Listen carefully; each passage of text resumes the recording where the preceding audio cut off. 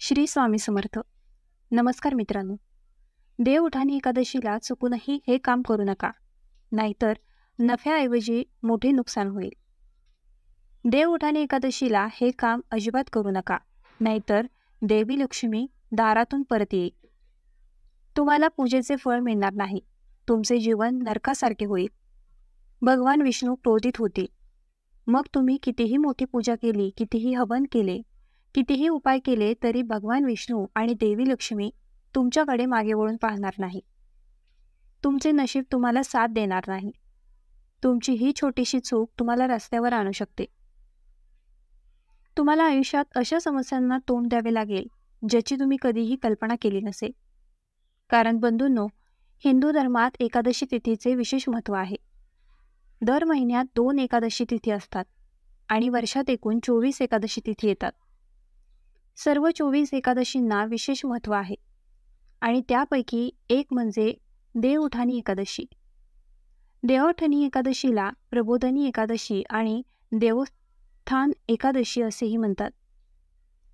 देवउठाणी एकादशी दरवर्षी कार्तिक महिन्याच्या शुक्ल पक्षाच्या एकादशी तिथीला साजरी केली जाते. ही एकादशी केवळ सामान्य एकादशी नाही, तर एक अतिशय चमत्कारिक आणि श्रेष्ठ एकादशी आहे. असे मानले जाते की ही एकादशी वर्षभरात येणाऱ्या सर्व एकादशांपैकी सर्वात श्रेष्ठ मानली जाते, ज्यामुळे त्याचे महत्त्व आणखीन वाढते आणि अत्यंत शुभ असते. हे लक्षात घेतले पाहिजे की भगवान विष्णू आषाढ महिन्याच्या शुक्ल पक्षाच्या एकादशीला, शयनी एकादशीला योग निद्रा घेतात.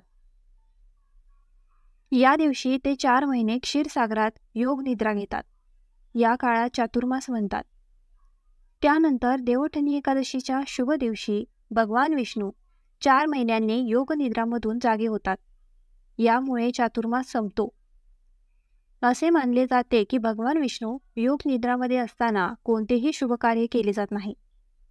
उदाहरणार्थ विवाह, मुंडन, घराला गरम करणे इत्यादी अशुभ मानले जाते. तथापि जेव्हा देवउठाणी एकादशीला भगवान विष्णू योग निद्रामधून जागे होतात, तेव्हा विवाह, मुंडन आणि लग्न यासह सर्व शुभकार्ये पुन्हा सुरू होतात. देवउठाणी एकादशीच्या दुसऱ्या दिवशी द्वादशी तिथीला तुळशी विवाह देखील साजरा केला जातो. ही ती तारीख आहे जेव्हा देवी तुळशी भगवान विष्णूच्या शालिग्राम अवताराशी लग्न करते. या दिवसाला तुळशी विवाह म्हणून ओळखले जाते. याशिवाय भक्तांनो, मी तुम्हाला सर्वांना सांगते की जो कोणी भक्त या देवउठाणी एकादशीचे व्रत करतो, जी सर्व एकादशींमध्ये सर्वोत्तम मानली जाते, त्याला स्वर्ग आणि वैकुंठ प्राप्त होतो. यासोबतच विश्वाचे रक्षक भगवान श्रीहरी विष्णूजी यांचे अमर्याद आशीर्वाद प्राप्त होतात. आणि असे म्हटले जाते की ज्याला भगवान विष्णू प्रसन्न करतात त्याला सर्व प्रकारचे सुख मिळते.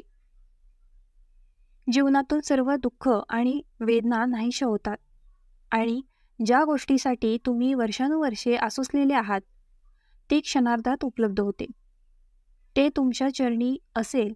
कारण बंधूंनो, या दिवशी केलेली छोटीशी पूजा देखील भगवान विष्णूंना अपार प्रसन्न करते आणि प्रसन्न होऊन भगवान विष्णू भक्तावर आपले आशीर्वाद वर्षाव करतात, ज्यामुळे जीवनातील सर्व प्रकारचे रोग आणि दोष दूर होतात आणि भाग्य 7व्या आकाशाला पोहोचते. अशा परिस्थितीत प्रत्येक व्यक्तीची इच्छा असते की देवउठाणी एकादशीच्या दिवशी भगवान श्री विष्णू आणि माता लक्ष्मी आपल्या घरी यावेत, आपल्यालाही त्यांचे आशीर्वाद मिळावेत. जीवनात आनंद असो, संपत्ती समृद्धी असो आणि वैवाहिक जीवन आनंदाने भरलेले असो. अशा परिस्थितीत सर्व भक्त या दिवशी भक्ती आणि खऱ्या मनाने जगाचे रक्षक भगवान श्रीहरी विष्णू आणि माता लक्ष्मीची पूजा करतात. भगवान विष्णू आणि माता लक्ष्मी अत्यंत आनंदी व्हावेत यासाठी ते विविध उपाय करतात. पण मित्रांनो, मी तुम्हाला सर्वांना सांगते की देवउठाणी एकादशीच्या दिवशी चुकूनही करू नये अशी काही कामे शास्त्रामध्ये वर्णन केली गेली आहेत. आणि बरेच भक्त या दिवशी करू नयेत अशी कामे करतात, कारण त्यांना माहीत नसते की या दिवशी कोणती कामे करावीत आणि कोणती करू नयेत. ते फक्त एवढेच पाहतात की आपण ही कामे करावीत आणि भगवान श्री विष्णू आणि माता लक्ष्मी आपल्या घरी याव्यात आणि त्यांचा आशीर्वाद आपल्यावर राहावा. पण मित्रांनो, देवोठाणी एकादशीच्या शुभ प्रसंगी जो कोणी ही कामे करतो त्याला या दिवशी केलेल्या पूजा, पठण आणि उपवासाचे फळ मिळत नाही.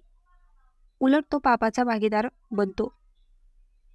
त्याला जीवनात कठीण समस्यांना तोंड द्यावे लागते. ज्या घरात ही कामे केली जातात तिथे माता लक्ष्मी देखील राहत नाही. ती घराच्या उंबरठ्यावरून परत येते. त्यामुळे त्या घरात गरिबी पसरते. त्या घरात नेहमीच भांडणे होतात. कधीही सुख शांती राहत नाही. अशा परिस्थितीत बंधूंनो, या व्हिडिओद्वारे मी तुम्हाला सांगणार आहे की 2025 मध्ये देवोठाणी एकादशीचा शुभ सण कधी साजरा केला जाईल, कोणत्या दिवशी व्रत पाळले जाईल, पूजेचा शुभमुहूर्त कोणता असेल, कोणत्या दिवशी व्रत सोडावे, त्याची पूजा करण्याची पद्धत काय आहे, जेणेकरून भगवान विष्णू प्रसन्न होतील आणि देवी लक्ष्मी घरात कायमचा वास करेल. यासोबतच देवोठाणी एकादशीच्या दिवशी चुकूनही कोणती कामे करू नये हे देखील तुम्हाला कळेल, ज्यामुळे सुख सौभाग्य दुर्दैवात बदलते आणि संपत्तीचे आशीर्वाद थांबतात, ज्यामुळे जीवन उद्ध्वस्त होते. याशिवाय तुमच्यापैकी अनेक बंधू आणि भगिनींनी आम्हाला विचारले होते की एकादशीला केस धुता येतात की नाही, आणि हा एक अतिशय महत्त्वाचा प्रश्न आहे आणि प्रत्येकाला हे माहीत असले पाहिजे.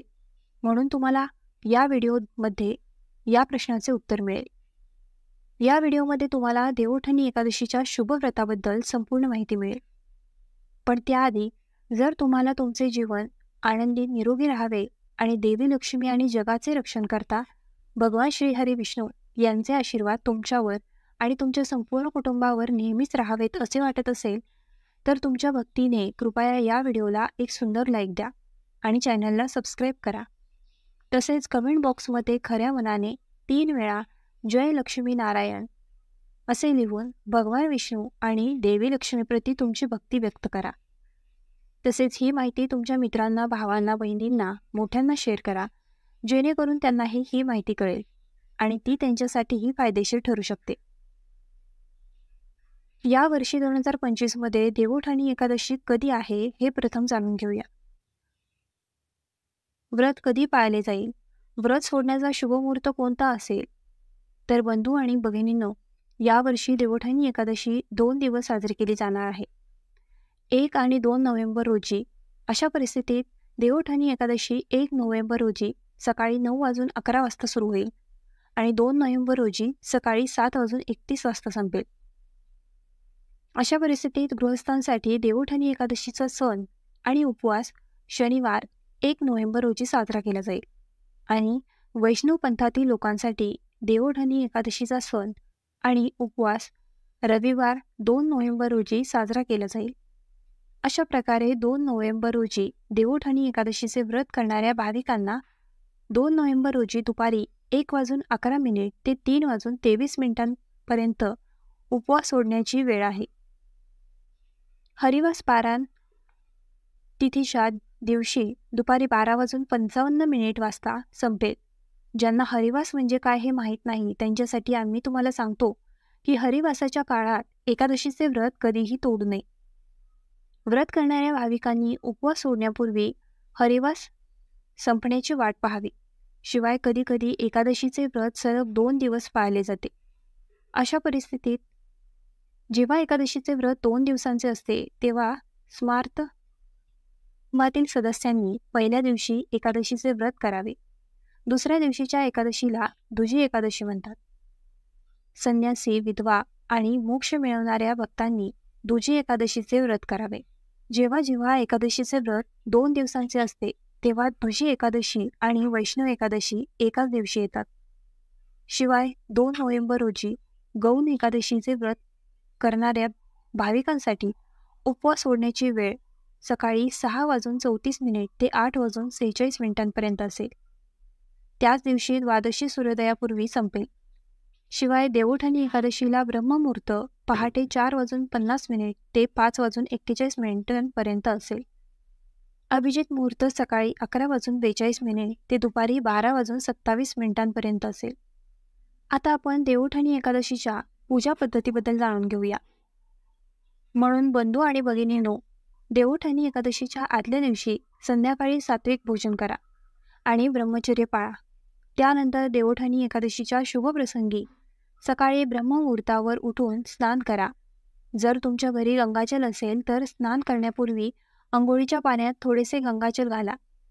यामुळे तुमचे संपूर्ण शरीर शुद्ध होईल. अंघोळ केल्यानंतर पिवळे किंवा लाल कपडे घाला, कारण हे रंग खूप शुभ आणि शुभ असतात आणि हे रंग परिधान करून पूजा केल्याने विधीचे महत्त्व वाढते. हे कपडे घाला आणि भगवान विष्णूंचे ध्यान करा आणि एकादशी व्रत पाळण्याची प्रतिज्ञा करा. त्यानंतर पूजास्थळ स्वच्छ करा आणि घरभर गंगाजल शिंपडा. त्यानंतर व्यासपीठावर स्वच्छ पिवळे कापड पसरवा आणि भगवान विष्णूंची मूर्ती किंवा चित्र स्थापित करा. हे सर्व पूर्ण केल्यानंतर मूर्तीला गंगाजल आणि पंचामृतांनी स्नान घाला. पिवळ्या चंदनाची पेस्ट आणि तांदूळ अर्पण करा. नंतर फळे, मिठाई, तुळशीची पाने आणि पंचामृत अर्पण करा. अगरबत्ती आणि दिवे लावा. तसेच एकादशी व्रत कथा ऐका, कारण कथा ऐकल्याने पूर्ण लाभ होतो. यानंतर मित्रांनो, भगवान विष्णूंचे मंत्र, भक्ती आणि खऱ्या मनाने जप करा. शेवटी भगवान विष्णू आणि देवी लक्ष्मीची आरती करा आणि सर्वांना प्रसाद वाटा. तर देवोठाणी एकादशीची ही पूजा पद्धत होती. अशा प्रकारे भगवान विष्णूंची पूजा करून तुम्ही त्यांचे आशीर्वाद प्राप्त करू शकता आणि तुमच्या घरात सुख, शांती आणि समृद्धी राखू शकता. तर बंधू आणि भगिनींनो, आता आपण प्रबोधिनी एकादशी, ज्याला देवोत्थान एकादशी असेही म्हणतात, त्या दिवशी चुकूनही करू नयेत अशा गोष्टींबद्दल जाणून घेऊया. अन्यथा या दिवशी केलेल्या पूजा, पाठ आणि उपवासाचे पूर्ण फायदे मिळत नाहीत आणि भक्त पापाचा भाग बनतो, ज्यामुळे घराचे आशीर्वाद थांबतात आणि जीवनात नकारात्मक ऊर्जा पसरते. परंतु मी तुम्हा सर्वांना विनंती करते की जर तुम्हाला हा व्हिडिओ अजून आवडला नसेल तर कृपया या व्हिडिओला एक गोड लाईक द्या आणि चॅनल सबस्क्राईब करा आणि कमेंट बॉक्समध्ये 3 वेळा जय लक्ष्मी नारायण असे लिहा. नंबर 1. तांदूळ. प्रिय भक्तांनो, अक्षत म्हणजे तांदूळ विशेषतः पूजेत वापरला जातो, परंतु देवोत्थानी एकादशीच्या दिवशी तांदूळ खाऊ नये. देवोत्थान एकादशीच्या दिवशी भात खाल्ल्याने पूजा आणि उपवासाचे फळ नष्ट होते असे मानले जाते आणि असे करणे भगवान विष्णू आणि देवी लक्ष्मीचा अपमान आहे, ज्यामुळे भक्त बनतो, ज्यामुळे घरात नकारात्मक ऊर्जा देखील पसरते, ज्यामुळे घरात भांडणे आणि भांडणाचे वातावरण निर्माण होते आणि केलेले काम देखील खराब होऊ शकते, ज्यामुळे तुम्हाला जीवनात अपयश येईल. म्हणून या दिवशी भात खाऊ नका आणि तांदूळ खरेदी करू नका. तसेच बंधू आणि भगिनींनो, देवोत्थान एकादशीच्या दिवशी तुळशीची पाने तोडू नयेत.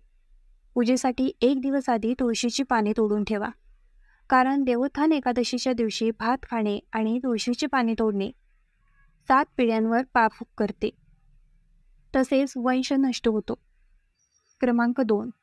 ज्यांना सुपारी आवडते असे भक्त, सुपारीचा वापर पूजा, हवन आणि नैवेद्यांसाठी केला जातो, कारण सुपारी अर्पण केल्याने देवदेवतांना आनंद होतो. पण आम्ही तुम्हाला सांगतो की देवोठाणी एकादशीच्या दिवशी सुपारी खाऊ नये. असे मानले जाते की सुपारी खाल्ल्याने मनातील रजोगुणांची प्रवृत्ती वाढते, त्यामुळे पूजा आणि उपवासाचे पुण्यफळ कमी होते, ज्यामुळे तुमची ही छोटीशी चूक तुम्हाला भगवान विष्णू आणि देवी लक्ष्मीच्या आशीर्वादापासून वंचित ठेवू शकते आणि तुमच्या इच्छा अपूर्ण राहू शकतात. क्रमांक 3. लोखंडी वस्तू. हो भक्तांनो, देवोठाणी एकादशीच्या दिवशी भगवान विष्णू योग निद्रामधून जागे होतात, म्हणून हा दिवस धार्मिक दृष्टिकोनातून खूप पवित्र मानला जातो. या दिवशी केलेली पूजा खूप फलदायी असते. अशा परिस्थितीत मित्रांनो, देवोत्थान एकादशीला तुम्ही लोखंडी वस्तू खरेदी करू नये आणि या दिवशी लोखंडी वस्तू वापरू नये, कारण लोखंड हे कठोरता आणि क्रोधाचे प्रतीक आहे. तसेच लोखंड घरात नकारात्मक ऊर्जा आकर्षित करते, त्यामुळे घरात अशांततेची परिस्थिती निर्माण होते आणि मानसिक ताण आणि आरोग्याशी संबंधित समस्या उद्भवतात. 4था क्रमांक म्हणजे काळ्या रंगाचे कपडे. प्रिय मित्रांनो, शास्त्रामध्ये काळा रंग खूप अशुभ मानला जातो, कारण काळा रंग शनिदेवाचे प्रतीक आहे आणि त्यामुळे तमोगुण वाढतो. अशा परिस्थितीत देवोत्थान एकादशीच्या दिवशी स्नान केल्यानंतर जेव्हा तुम्ही कपडे घालता तेव्हा काळजीपूर्वक ऐका की कपडे काळे आणि गडद निळे रंगाचे नसावे. अन्यथा या शुभ प्रसंगी केलेल्या पूजा, पठण आणि उपवासाचे फळ तुम्हाला मिळणार नाही आणि शुभ परिणामांऐवजी तुम्हाला अशुभ परिणाम दिसतील आणि नकारात्मक ऊर्जा तुमच्या आयुष्यात प्रवेश करू शकते, ज्यामुळे तुमचे आधीच केलेले काम बिघडू शकते आणि तुमचे नशीब कमकुवत होऊ शकते. तर मित्रांनो, हा व्हिडिओ कसा वाटला आम्हाला कमेंट करून नक्की सांगा आणि आपल्या ग्लो मराठी चॅनलला लाईक, शेअर आणि सबस्क्राईब करायला विसरू नका.